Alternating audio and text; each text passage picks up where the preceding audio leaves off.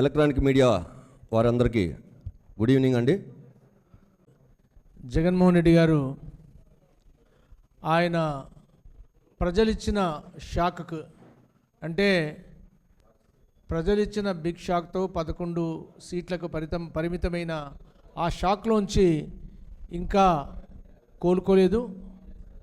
మతి భ్రమించిన స్థితిలో ఉన్నారు. ఆయన మతి భ్రమించిన స్థితిలో నుంచి కూడా ఒక ప్రెస్ మీట్ పెట్టాడు. ఆ ప్రెస్ మీట్లో అంటే మతి భ్రమించింది కదా, ఆయన ఏం మాట్లాడుతున్నాడో ఆయనకే తెలియకుండా అసలు ఇవి మాట్లాడచ్చా కాదా, మనము అవాస్తవాలను మాట్లాడుతున్నాము అనే చిన్న జ్ఞానం కూడా లేకుండా ప్రెస్ మీట్ ఒక జోక్స్తో నింపారు. జగన్మోహన్ రెడ్డి గారు ఏం మాట్లాడారు, ఆయన పాయింట్ కౌంటర్ ఇవ్వడానికి ఈరోజు తిరుపతి ప్రెస్ క్లబ్లో జనసేన ఉమ్మడి జిల్లా అధ్యక్షుడిగా ఆయన నిన్న పెట్టిన ప్రెస్ మీట్కి కౌంటర్ ఆన్సర్స్ చెప్పడానికి జగన్మోహన్ రెడ్డి గారు మీరు తిప్పుతూ పేపర్లు మెడికల్ కాలేజీల గురించి మాట్లాడారు. చాలా హాస్యాస్పదంగా ఉంది. మొన్న మీరు శాంక్షన్ చేసిన మెడికల్ కాలేజు వాటి వ్యవస్థల గురించి, ఆ మెడికల్ కాలేజు పునాదులు కూడా లేని పరిస్థితుల్ని ప్రతి ఒక్క మీరు శాంక్షన్ అయిన మెడికల్ కాలేజీలో ఎంతవరకు ముందుకొచ్చిందో ప్రతి మంత్రి, ప్రతి నియోజకవర్గ ఎమ్మెల్యేలు కూడా డైరెక్ట్గా అక్కడికి వెళ్ళి వాస్తవాలను చూపిస్తే ఆ షాక్లో మీరు ఇంకా బయటికి రాలేదు, షాక్లో ఉన్నట్టున్నారు. ఒక్కసారి అప్పుడు పరిస్థితి ఏంటి, ఇప్పుడు పరిస్థితి ఏంటి మరొకసారి మీరు గమనించాల్సిన విషయం. ప్రజలు మీ ఫెయిల్యూర్ని మా ఎన్డీఏ ప్రభుత్వం ఎండగట్టినందుకు మీ మాటల్లో మీరు ఖచ్చితంగా మెడికల్ కాలేజీల గురించి మీరు చేసిన మాయాజాలాన్ని అన్నింటినీ కూడా మా మంత్రులు, ఎమ్మెల్యేలు గారు అందరూ మీడియాకు చూపించారు. అక్కడికి వెళ్ళి ఆ గోడలు, మొండి గోడలు, ఆ ఇన్కంప్లీట్ పిల్లర్స్ అవన్నీ కూడా చూపించి, అలాగే టీటీడీ గురించి మాట్లాడారు. ఎంత అన్యాయమయ్యా, నీ పాలనలో, వైఎస్ఆర్సీపీ పాలనలో దొంగల్ని ఈవోలుగా, దొంగల్ని టీటీడీ చైర్మన్లుగా పెట్టి సాక్షాత్తు స్వామివారి ప్రసాదాన్ని కలుషితం చేసి ఆ వాస్తవాలు బయటికి వస్తూ ఉంటే నువ్వు మతి భ్రమించి నువ్వు కూడా టీటీడీ గురించి మాట్లాడే అర్హత ఉందా? అసలు నీకు టీటీడీ గురించి మాట్లాడే అర్హత ఉందా? పరకామణి కేసు అంటున్నావు, లడ్డు అంటున్నావు, ఇవన్నీ నీ పరిపాలనలో జరిగినవి ఒక్కటొక్కటి బయటకు వస్తూ ఉంది.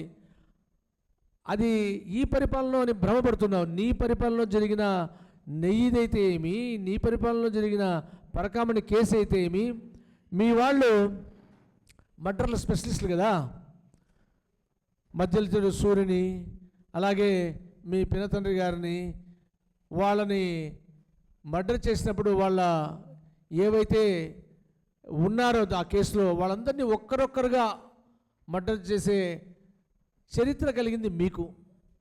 మీరు కూడా టీటీడీ గురించి, ఆ యొక్క ఏవిఎస్ఓ మర్డర్ గురించి మాట్లాడుతున్నారు.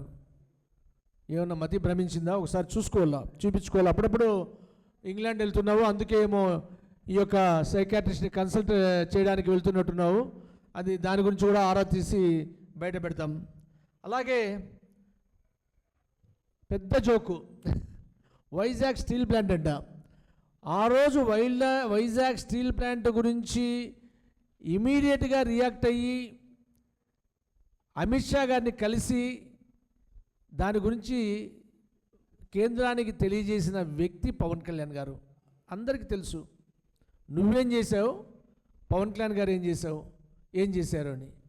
అలాగే ఆ వైజాగ్ స్టీల్ ప్లాంట్ సేవ్ చేయడానికి పవన్ కళ్యాణ్ గారు లక్షలాది మందితో అక్కడ ఒక సభ పెట్టి కేంద్రానికి తెలియజేశారు, మేము ప్రైవేటైజేషన్స్కి అగెనిస్ట్ అని. ఈరోజు అదే వైజాగ్ స్టీల్ ప్లాంట్ ఎన్డీఏ ప్రభుత్వంలో తిరిగి వర్క్ చేస్తూ దాదాపు కోట్ల రూపాయల ఫండ్ తీసుకొచ్చిన ఘనత పవన్ కళ్యాణ్ గారిది, ఎన్డీఏ ప్రభుత్వంది, ముఖ్యమంత్రి గారిది. నువ్వు కూడా వైజాగ్ స్టీల్ ప్లాంట్ గురించి మాట్లాడుతున్నావు.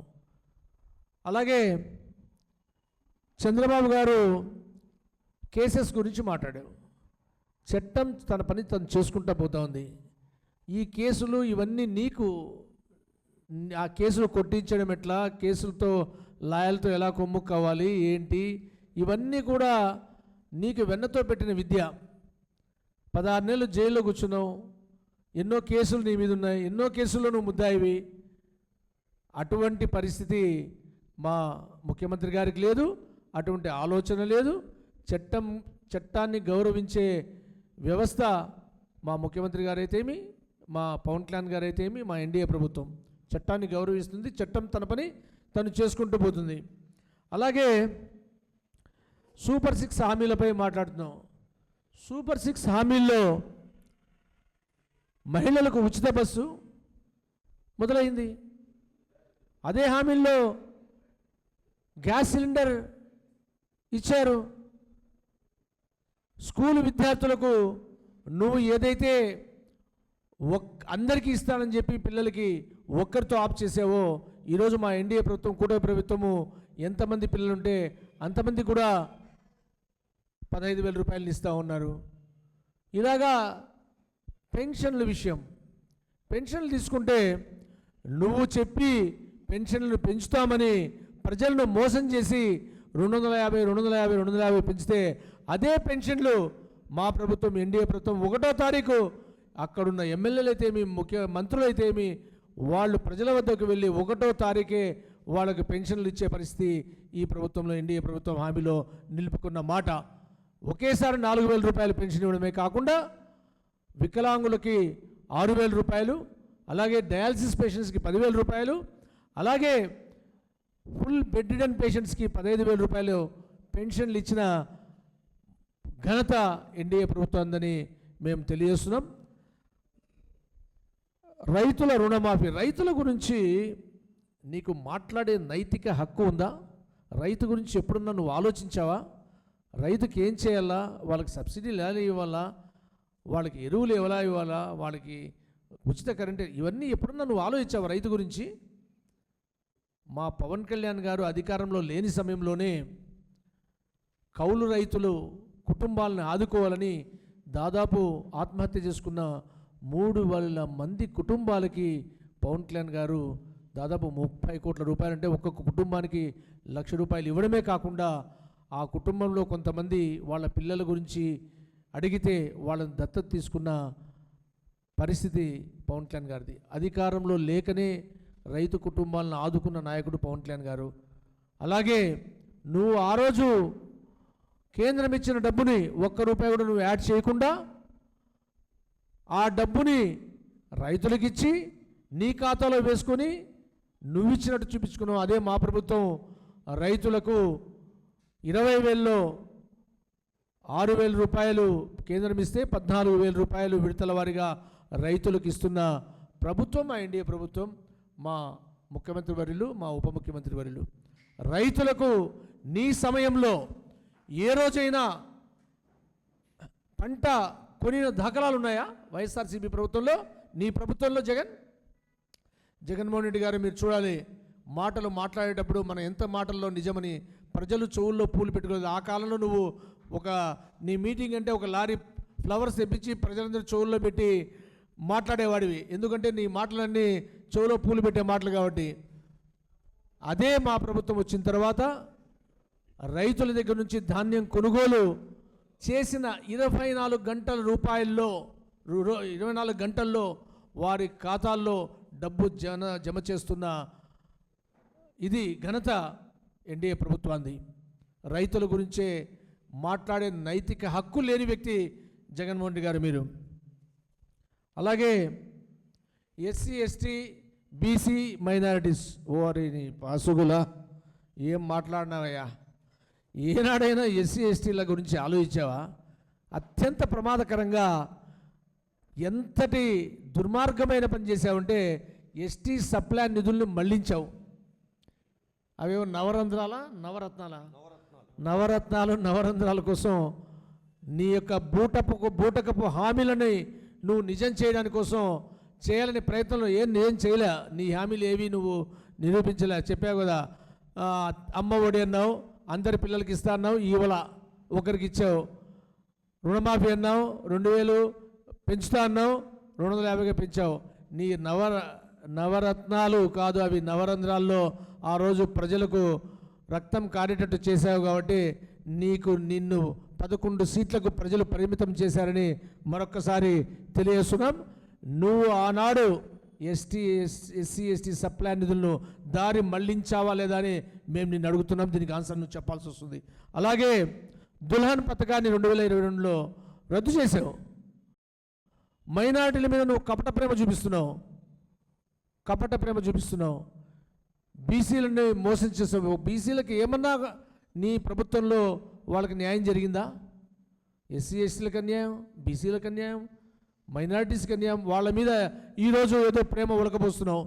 ఒక్కసారి గురుగింజ నలుపు తెలియదంట గురుగింజకి, ముందరుండే ఎరుపే చూస్తూ ఉంటున్నా. ఒక్కసారి నువ్వు ఇచ్చిన మాటలు, నువ్వు చేసిన హామీలు ఎంతవరకు చేసావనేది ఒకసారి నువ్వు గమనించాలని మేము నీకు అడుగుతున్నాం. అమ్మఒడి ఆల్రెడీ చెప్పాం. పెన్షన్లు మీరు చూశారు. పెన్షన్లు ఈరోజు 1వ తేదీ వారికి ఎవరికి జమ చేయాలో వారికి కరెక్ట్గా పెన్షన్లు అక్కడున్న ఎమ్మెల్యేలు అయితేమి, అక్కడున్న మంత్రులు అయితేమి డైరెక్ట్గా ఉదయం 6 గంటలకే వాళ్ళకు వచ్చే విధంగా చేస్తున్నారు. మొన్న కూడా మన ఇన్ఛార్జి మంత్రివర్యుల సమక్షంలో జీవకోణలో అందరికీ పెన్షన్లు ఇవ్వడం జరిగింది. కాబట్టి మీ అందరికీ జగన్మోహన్ రెడ్డి గారు చెప్తున్నాను, ఇప్పటికైనా జగన్ వాస్తవాలు గ్రహించండి. మిమ్మల్ని ప్రజలు ఎందుకు తిరస్కరించారో అప్పుడు భ్రమించిన మతి ఇంకా ఆ భ్రమలోనే ఉన్నారు. మీరు 11 స్థానాలకు పడిపోయారు. ఆ షాక్లో నుంచి ఇంకా జగన్మోహన్ రెడ్డి గారు కోలుకోలేదు. మీరు లండన్ ట్రీట్మెంట్కి వెళ్తున్నారు, ఎక్కడికి వెళ్తున్నారో సైకియాట్రిక్ ట్రీట్మెంట్కి, దాన్ని కూడా ఆరా తీసి బయటికి తీస్తామని తెలియజేస్తూ జగన్మోహన్ రెడ్డి గారికి తెలియజేస్తున్నాం. ఈరోజు ప్రజలు మిమ్మల్ని పూర్తిగా తిరస్కరించారు. ఎన్డీఏ ప్రభుత్వాన్ని ఆదరిస్తున్నారు. అటు మహిళలైతే ఏమి, ఇటు విద్యార్థులైతే ఏమి, ఎక్కడ వెళ్ళినా కూడా ఈరోజు ఎన్డీఏ ప్రభుత్వం తన పని తను చేసుకుంటూ ఒకవైపు అభివృద్ధి, ఒకవైపు సంక్షేమం, 2 అభివృద్ధి చూసుకుంటే అమరావతి నీ టైంలో నువ్వు 3 ముక్కల రాజధానులుగా చేసి ఒక్క చిన్న మూమెంట్ కూడా రాజధాని అమరావతిలో లేదు, డెవలప్మెంట్ కర్నూలు లేదు, విశాఖపట్నం ఎక్కడ లేదు. అట్టర్ ఫెయిల్యూర్, 3 రాజధానుల ఫెయిల్యూర్ నీదని విషయాన్ని నీకు మరొకసారి తెలియజేస్తున్నాం. జగన్మోహన్ రెడ్డి గారు పాలనలో మన పరిపాలనను ఎలా తీర్పిచ్చేది ప్రజలు. నీ పరిపాలన నుంచి నువ్వు చెప్పుకుంటే కాదు, నీ పరిపాలన గురించి ప్రజలు ఆల్రెడీ తీర్పిచ్చారు. నీకు పెద్ద షాక్ ఇచ్చారు. ఆ షాక్లోంచి నువ్వు త్వరగా కోలుకోవాలని ఇటువంటి బూటకపు మాటలు, తప్పుడు మాటలు, తప్పుడు స్టేట్మెంట్లు ఎన్డీఏ ప్రభుత్వం మీద మానుకోవాలని, ఏమైనా ఉంటే ఒక నిర్మాణాత్మకమైన ప్రతిపక్షంగా వ్యవహరించాలని తెలియజేస్తూ జగన్మోహన్ రెడ్డి గారికి మరొకసారి చెప్తున్నాం, ఇది ప్రజల ప్రభుత్వం, నీలాగా రాక్షస ప్రభుత్వం కాదు. ఇది రైతుల ప్రభుత్వం, ఇది మహిళల ప్రభుత్వం, ఇది యువత ప్రభుత్వం. సంక్షేమం వైపు చూసుకుంటే అభివృద్ధి వైపు అమరావతి పరుగులెడుతూ ఉంది. అటువైపు మొన్న చూశారు, 13 లక్షల పెట్టుబడులు వైజాగ్లో తీసిన ఘనత మన ఎన్డీఏ ప్రభుత్వాన్ని. అలాగే గూగుల్ సంస్థ ప్రపంచమే ఆంధ్రప్రదేశ్ వైపు తిరిగి చూసేలా చేసిన ప్రభుత్వం ఎన్డీఏ ప్రభుత్వంది. స్వతంత్రం వచ్చిన నాటి నుంచి ఏ రోజు కరెంటు లైట్ ఫ్యాన్ చూడని గిరిజనులకు లైట్ ఫ్యాను అరేంజ్ చేసిన ఘనత పవన్ కళ్యాణ్ గారిది. గిరిజన ప్రాంతానికి మీరు వెళ్ళడానికి భయపడుతుంటే ఆ గిరిజన ప్రాంతానికి రోడ్డు మార్గము చేస్తున్నది ఎన్డీఏ ప్రభుత్వం, పవన్ కళ్యాణ్ గారు. అలాగే ఏనుగుల పెడద ఎంతున్నా చూస్తూ ఊరుకుండి ఒక్క చిన్న మూమెంట్ కూడా చేయకపోతే ఆ కుంకి ఏనుగులు తెచ్చి ఆ రైతుల్ని కాపాడే అడుగు ముందుకు వేస్తున్న ఘనత ఎన్డీఏ ప్రభుత్వాన్ని, పవన్ కళ్యాణ్ గారిది. ఇలా చెప్పుకుంటూ పోతే ఎన్నో ఖచ్చితంగా చెప్తున్నాం, ఇది ప్రజల ప్రభుత్వం. ఈ ప్రభుత్వం ప్రజల కోసం పనిచేస్తుంది. ఇక్కడ లా అండ్ ఆర్డర్ పర్ఫెక్ట్గా ఉంటుంది. ఇవన్నీ ఖచ్చితంగా ఎన్డీఏ ప్రభుత్వం సాధించిన ఘనతని తెలియజేస్తూ మరొకసారి జగన్మోహన్ రెడ్డి గారిని ట్రీట్మెంట్కి వెళ్ళాల్సిందిగా కోరుతున్నాం. జై జనసేన, జై ఎన్డీఏ, జై పవన్ కళ్యాణ్, జై హింద్. Thank you.